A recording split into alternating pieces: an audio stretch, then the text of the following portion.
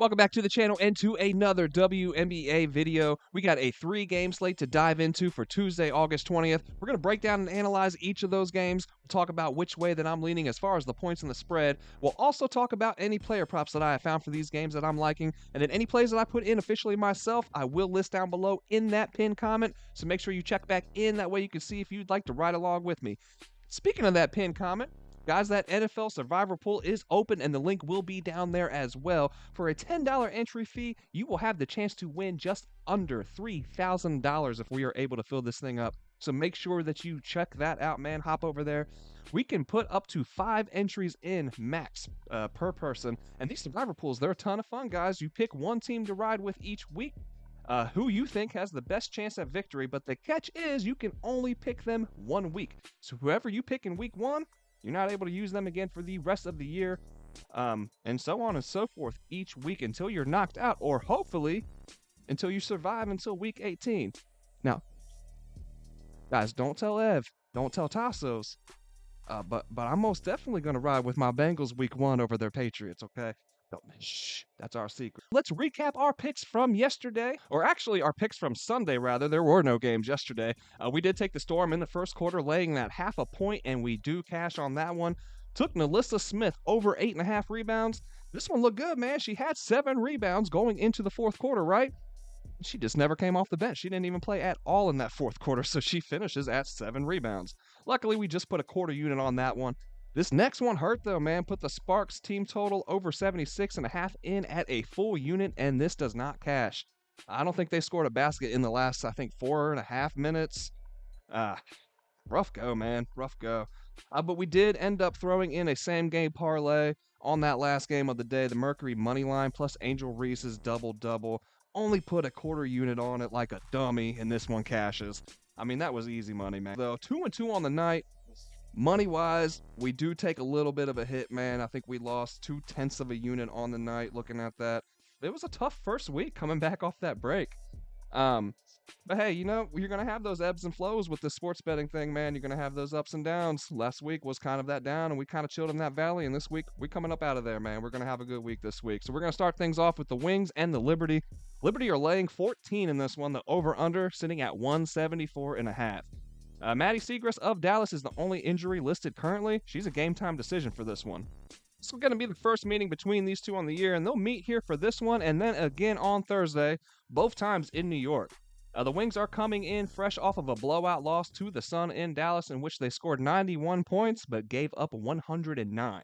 Man, it's not often in the W that a team scores over 90 and gets blown out.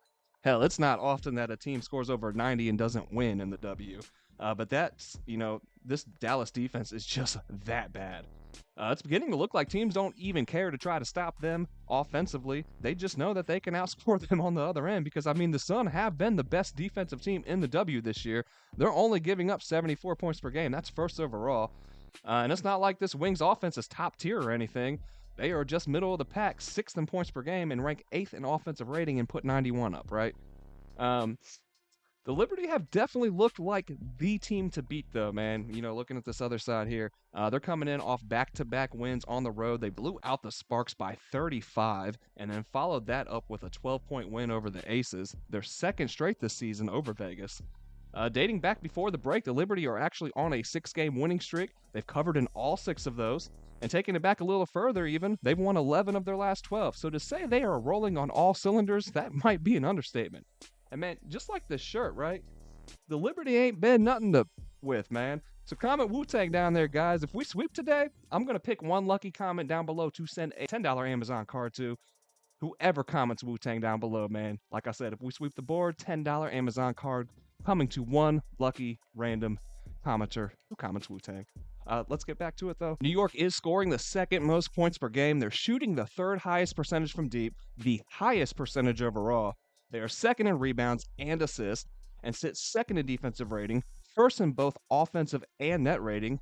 Oh, and they lead the W in effective field goal and true shooting percentages as well. So no matter how you look at it or which way you cut it, it can't be denied that to this point in the year, the Liberty have been the best team in the W, and they have looked to put to rest any notion of a thought otherwise since returning from the break. They've been foot on the pedal, man. They're coming for your throat. The Wings are hitting the third most shots from the mid-range, but it's a high-volume shot for them rather than an efficient one. They are shooting that at the second lowest shooting percentage. They are just ninth in three-pointers made, eighth in shooting percentage. They have fared well in the paint and inside the restricted area, making the second most field goals from that zone at a 64% shooting rate. But the Liberty, while they are giving up a middle-of-the-pack sixth most field goals from the restricted area, they make you work for every single one. They're holding opponents to the lowest shooting percentage from that zone. Dallas is turning the ball over at the highest rate as well. So I'm going to lean New York here. These larger spreads, we always have to be leery of a backdoor cover, and New York has struggled with these double-digit lines over the year. They've gone just 2-11, but the Wings are just 8-18 to the number on the year, 1-3 as double-digit dogs. Now, how they've only been double-digit dogs 4 times over 26 games with a 6-20 record, and that horrid defense is just beyond me. But that's where we're at with this one. So yeah, I'll lean New York though with that 14.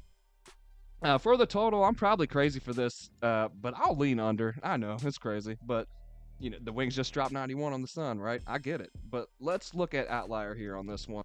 In their last 10 on the road, Dallas has hit under this number at a 70% rate. And if we look at the Liberty at home, they've also hit in their last 10 at a 70% rate under this number.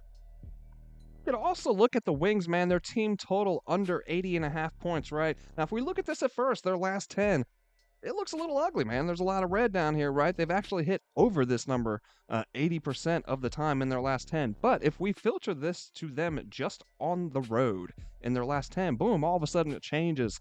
They've actually hit under this number in 70% of their last 10 games on the road. And then if we look a little bit further here at these 3 that they didn't hit, we got the Mercury, the Aces, the Mystics. That's the 7th, 8th, and 9th ranked teams in terms of opponents' points per game. So this might be worth a look as well. Then a player prop that I would be looking at in this one is Sato Sabali's rebounds under 7.5. Now this data is creeping back into last year. She's only played 1 game on the year so far. But if we look at this, she is hitting under that mark at an 80% rate. And then, you know, head-to-head against New York, last year she did hit 2 of the 3 times and well below it at these last 2 games as well. The next game we're going to be looking at is the Los Angeles Sparks taking on the Connecticut Sun. The Sun are laying 13.5. We have an over-under sitting at 154.5. The Sparks are on the second game of a 4-game homestand. They've lost 3 straight since the return from the break, and going back before the break, they've now lost 14 of their last 16 games. McDonald and Clarendon are listed as game-time decisions for the Sparks. The Sun have split their first 2 since the return. They beat up on the Wings in Dallas before losing by 12 to the Dream in Atlanta. They are back home here for the first of 2 straight at the house. Tiffany Mitchell is listed as a game-time decision for the Sun. These 2 have met once on the year, a 79-70 Sun victory in Connecticut back in mid-June. The glaring difference in that one was the turnover battle, as the Sparks had 22, Connecticut 10. Situationally, this feels like a good spot for the Sun, man. The Sparks will be playing their 4th game in 6 days on the road at that, traveling from the West Coast out of Vegas to the East. The Sun are playing their 3rd game in that same time span, fresh off of a disappointing loss and back at home. Look, all in all, this is 2 teams on complete opposite ends of the scale, right? The Sun rank 4th offensively, 3rd defensively, and 3rd in net rating, while the Sparks sit at 11th, 10th, and 11th respectively in each of those categories. Sparks are turning the ball over at the 2nd highest rate, while the Sun are forcing the 2nd most and scoring the 2nd most points off of turnovers. The only thing with this one is the line being set at 13.5 feels a little leery, man. The Sun, despite their 19-7 record, are only 11-5 against the spread. Looking at them with double-digit lines, they are only 2-4. The Sparks, meanwhile, have been double-digit dogs now, 11 times on the year, and have covered in 8 of those. Against this number specifically, the Sparks have covered 74% of the time. The Sun against this number, just a 31% hit rate. So while I think Connecticut does bounce back and get the win, I can't get behind them laying this many points. So I'm going to lean LA full game here. For the total, I'm going to lean under. While I do think the addition of Mabry for the Sun, it adds a layer to the offense that they were missing before, and that layer being outside shooting. And while I also don't think that they'll score just 70 on a regular like they did against Atlanta, I don't think we can expect them to drop 109 on a regular either like we saw against Dallas. The Sparks have hit over this number at a 90% rate in their last 10. 78% of the time on the year, but the Sun play at the slowest pace in the W still. And with this one at home, I fully expect them to control the pace and the tempo, force the Sparks into their half-court sets, and give that LA offense fits, right? If we look at Connecticut, they have hit under this number at a 54% rate on the year at home. But in their last 10, that jumps up to 70%. So I'm going to lean under. But like I've said before, man, these full game totals sitting at 155 and below, too sweaty for me to want to play any under. So I'll probably stay away from this one as well, personally. And then for our last game on the slate, we have the Seattle Storm as 6.5-point favorites over the Washington Mystics. We have an over-under sitting at 162.5. The Storm are coming into this one on the last game of a 3-game road trip, and that's, we've seen them lose 2 tough ones in a row on this trip. Close loss to Atlanta that saw Seattle blow a 12-point lead they took into the half, and then a crushing 92-75 loss to the Fever. They had the lead in that one too, and the Fever battled back. So 2 tough losses for Seattle. The Mystics are in the middle of a 3-game homestand, and they've lost their first 2 out of the break by double digits in each game, both of those to the Lynx. These two met twice at the beginning of the season in late May. Both times the Storm came away the victor. The Storm were down Nneka Ogwumike in that first one, but Washington was down both Shakira Austin and Brittany Sykes in both losses. The Storm don't have anyone listed on the injury report for this one, but the Mystics will be without Carly Samuelson, who hyperextended her knee against Minnesota, and then DiDi Richards is also out. She's been out for 4 straight now with an Achilles injury. Shakira Austin is a game-time decision again, but she is expected to play. The Mystics have been a top 3-point shooting team all year. They are making the 3rd most looks at the 2nd highest shooting percentage, but the Storm are giving up the 3rd fewest makes at the 3rd lowest shooting percentage in the W. They shoot the mid-range at a 3rd highest percentage, but the Storm are also holding opponents to just 30% shooting from there. That's 1st overall. The Storm shoot the 3 at the lowest percentage themselves, but despite this, they are averaging just under 84 points per game. That's the 4th highest in the W. They are forcing the most turnovers per game, grabbing the 3rd most offensive rebounds, and this leads to them scoring the 3rd most points off of turnovers and fast break points, the 3rd most second chance points, and they hit the 2nd most points in the paint. So despite the recent 2-game slide, this is a solid team, but they have shown some inconsistencies over the season, and I'm not sure I'm comfy backing them for a full game yet. Especially not on the road where they're just 6-7 both straight up and against the spread.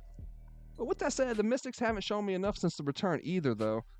They are working players back into the rotation, and it's clear that any kind of run for the postseason just isn't on the table this year. But this Mystics team, man, they're chock full of talent and much better than this 6-21 record would indicate. So full game, I'm not feeling too strongly about this one, man. I guess I would lean Seattle. But it's a very, very, very, very slight lean.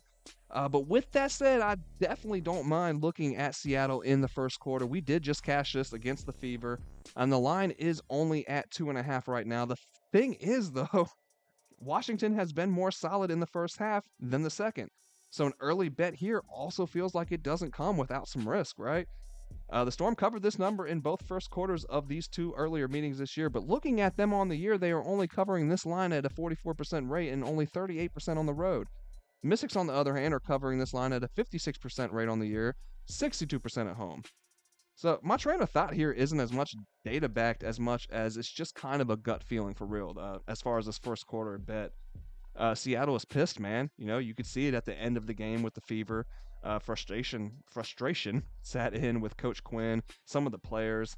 As Coach Sides of Indiana, she elected to keep some starters in late. It rubbed them the wrong way. But you got to get that feeling, man, that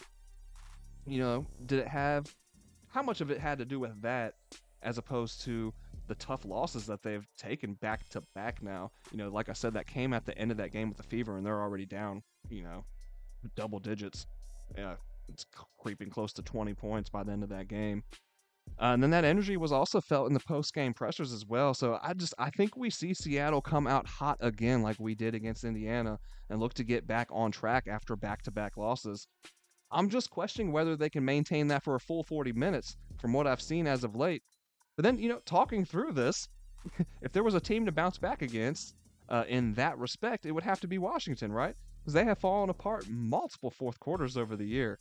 But they have also cashed some backdoor covers. So, I don't know, man. A big ramble session here for me to basically say I'm leaning Seattle in the first quarter. Yeah, it's hard to look at this one full game. You can make a case for either side, I feel like. So I think Seattle in the first quarter is probably our safest play in this one. For the total, this number seems pretty low for these two. I get the defense from Seattle is in play here, and probably why we see the line where it's at. But in their last 10 on the road, the Storm have hit over this number 70% of the time, 62% over the year, while the Mystics in their last 10 at home have hit over this line at a 90% rate and 77% overall on the year. So, yeah, I think, I would probably lean over in this one as well. So, guys, that is going to wrap us up here for another episode. Hope you guys enjoyed the content today. If you found it helpful or useful in any kind of way, please do not forget to smash that like button down below and hit subscribe if you have not already. That way you don't miss out on any of the content that we are dropping daily. Hope we have a great day today, guys. Hopefully we bounce back, start this week off on the right foot. I will see you guys on the next video, man. Bet responsibly. Hope you guys make a little bit of bread.